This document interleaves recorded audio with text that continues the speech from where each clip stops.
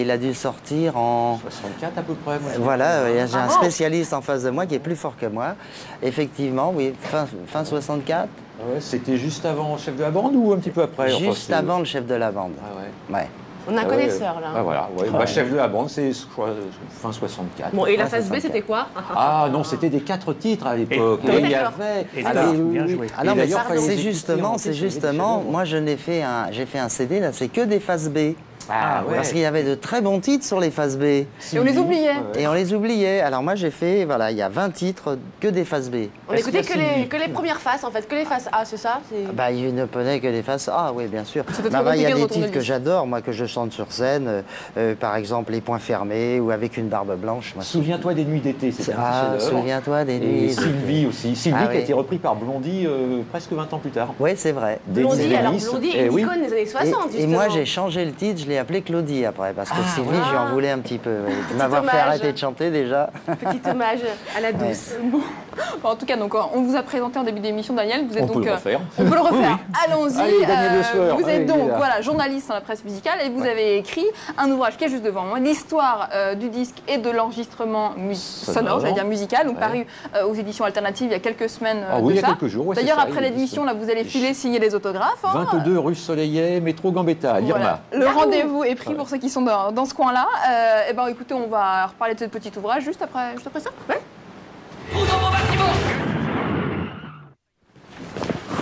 Alors, Daniel, vous êtes passionné de musique depuis un certain temps, je pense qu'on peut le dire. Plus de 40 ans, presque 50, presque 50 ans. Vous m'avez parlé que c'est à vos 8 ans que vous avez découvert Salut les copains. Oui, Salut les copains, Les chaussettes noires, Richard Anthony. Moi, j'étais plus fan de Richard Anthony que de Johnny Hallyday. Que de Franck Adamo. Franck Adamo, il est arrivé un petit peu plus tard.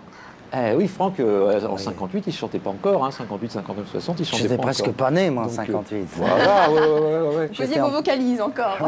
Ou alors, Daniel, on l'a dit, vous avez publié un certain nombre d'ouvrages. 15 déjà. 15 ouvrages sur le monde du disque et de la musique populaire qui n'a plus de secret pour vous. Alors, comment est née justement cette passion du vinyle, puisque c'est le thème du jour, tout va bien. Donc, je vous dis, l'erreur vient de mes parents qui m'ont offert un transistor à l'âge de 8 ans, il ne fallait pas, et donc du coup, comme beaucoup, on a écouter des disques et saluer les copains au lieu de faire les devoirs. Bon, cela dit, je suis quand même arrivé à décrocher un bac scientifique, donc je m'en suis sorti, quoi. Mais c'est vrai que vraiment, c'était musique sans arrêt. Années 60, début des années 60, on n'en avait pas quand même toute la journée, ce qui fait que je me suis rapidement branché sur les radios pirates anglaises qui émettaient depuis les bateaux. Et là, on pouvait avoir 18 heures de musique par jour, donc les Beatles, tout ça. Swinguer à London, quoi. Voilà. Et donc, je me suis débrouillé par certains biais tout à fait honnêtes pour récupérer des 45 tours anglais qui n'était pas rare là-bas, qu'il était ici. Puis donc voilà, j'ai commencé à collectionner.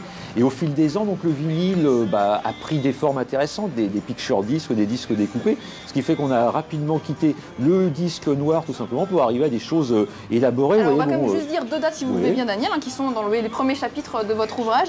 C'est le 18 avril 1877, le brevet théorique du paléophone, c'est bien ça, qui enregistrait en fait des voix sur noir de fumée déposées à l'Académie des sciences par un Français, Charles Gros, voilà. Mais il n'a pas réussi à le faire vraiment marcher. C'est un certain Thomas Edison, vaguement connu tout de même, qui en 1878, lui, a réussi à faire marcher vraiment cette invention, cette machine parlante. Voilà, disons que c'est la préhistoire, quoi. C'est ce que je vous disais au début, la préhistoire, ce sont ces gros disques lourds et cassables. Donc la préhistoire, c'est 1877 à 1946.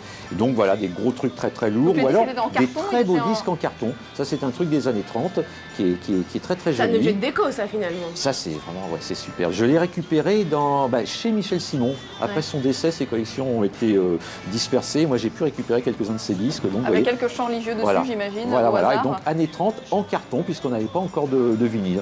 Et donc, 46, 48, on a explosé. Là, ça y est, on a pu se balader. Parce que bon, pour aller en surprise party, avec des machins qui pèsent 200, 300, 400 grammes. On arrive goûter, ça va pas. Voilà. Bon, et puis on les cassait et tout. Donc il a fallu le vinyle pour faire des booms. Bon, et on en a parlé rapidement avec Franck Adamo. Il y a Eddie Barclay qui a été un des moteurs dans votre carrière, évidemment, Franck. Je pense que ça a été un des premiers de ramener des disques en vinyle des États-Unis. Absolument. Il est livré à bicyclette, il est livré en triporteur. C'est vrai, Eddie Barclay a commencé comme ça, formidable. Eddie Barclay en triporteur, il a loupé ça. Mince. Mais c'est formidable parce qu'avec un type comme ça, j'aurais beaucoup aimé le rencontrer avant parce que vous auriez pu m'aider pour mon bouquin parce que j'ai eu des pertes de mémoire quelquefois, savoir qui avait avant qui après qui. Mais tout va bien, Franck. Il n'y a pas à faire un tome 2 après. Oui, c'est vrai. Bien sûr. Exactement. Pour les droits, on verra ensemble. On prend une commission quand même sur tous les business qui sont pris en direct sur le plateau. On a les images pour preuve. Mais donc revenons donc à Eddie Barclay. Effectivement, c'est lui qui a importé des États-Unis le micro-sillon. C'est bien ça. Il a du mal à le faire venir tout de même. Oui, il a eu du mal. Oui, parce qu'en plus, à cette époque-là, comme il n'y avait que des 78 tours, il n'y avait pas de machine pour fabriquer des micro-sillons en France. Donc Barclay importait, je crois, des matrices, si je ne dis pas de bêtises. Mais il avait un mal fou à les faire presser en France. Alors il y est arrivé, je crois, par des connaissances, des amis qui ont fait un petit effort. Puis en plus, à cette époque-là, personne n'avait de tourne-disque qui faisait 45 ni 33 tours, et c'était 78 tours. Il faut quand même dire quelque chose à ceux qui n'ont pas forcément connu les 78 tours, c'est qu'à l'époque, il fallait se lever toutes les 2 voire 3 minutes pour changer de disque parce qu'il n'y avait que. Et remonter la manivelle, cher ami. Ouais, c'est ça. Et oui, parce que le tempo était plus terrible, sinon au bout de 2 minutes, ça avait tendance à ralentir. Absolument, absolument. Donc ça, tout va quand même un petit peu mieux, justement grâce à ce vinyle. Très exactement, le copolymère de chlorure et d'acétate de vinylite, c'est bien ça? Ouais, donc on dit vinyle. Ouais. On va faire une chanson. On n'est pas là pour souffrir. Bah oui, bien sûr. Voilà. Non, bon, donc on a parlé d'Eddie Barclay et du micro-sillon. Alors là, le marché du disque commence son explosion, on va dire. Oui. Alors bon, disons qu'en ce début d'année 60, vous avez le 33 tours qui est plutôt réservé à la musique classique ou bien aux grands sérieux comme Frank Sinatra ou Jacques Brel ou Brassens. Et puis par contre, les petits rigolos comme nous, les yéyés, c'était sur le Super 45 tours avec 4 chansons et ça marchait bien. Moi, j'ai fait au moins 25 cm. 33 cm, des grands 33 tours, dont un au Canada qui a été vendu à je sais pas combien de millions d'exemplaires parce que c'était chef de la bande. Mais dites donc, vous avez de la place quand même avec ces grands machins, c'est pas des pochettes à dessin, mais pas loin. Non, regardez 30 cm. Quand on a 2300, combien? Ah mais non, mais c'est très mince. C'est très mince. On en prendra un vinyle coloré, regardez comment c'est mince. Il est assez fun celui-là. Ah, bon, si vous m'en mettez 2000 comme ça, ça fait un mur. Hein, il faut les classer aussi. Il faut. Bon, il faut se payer une femme de ménage. Voilà. Vous allez justement nous en présenter pas mal. Des disques. De femmes de ménage Non, pas des femmes de ménage. Des disques insolites. Là, on a vu justement un disque picture disc. C'est bien ça avec. Alors, ça, c'est très très beau.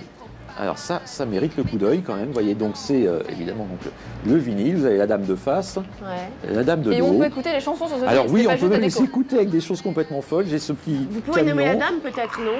Alors attendez, il va falloir qu'on filme ça. Voilà. Est-ce qu'on peut juste décaler le verre d'eau, Robert, là? Voilà. Voilà. C'est un tourne-disque dans un petit Après, c'est très très dur. C'est comme un chat quand il ne veut pas se laisser attraper. Ça, c'est pareil. Quoi.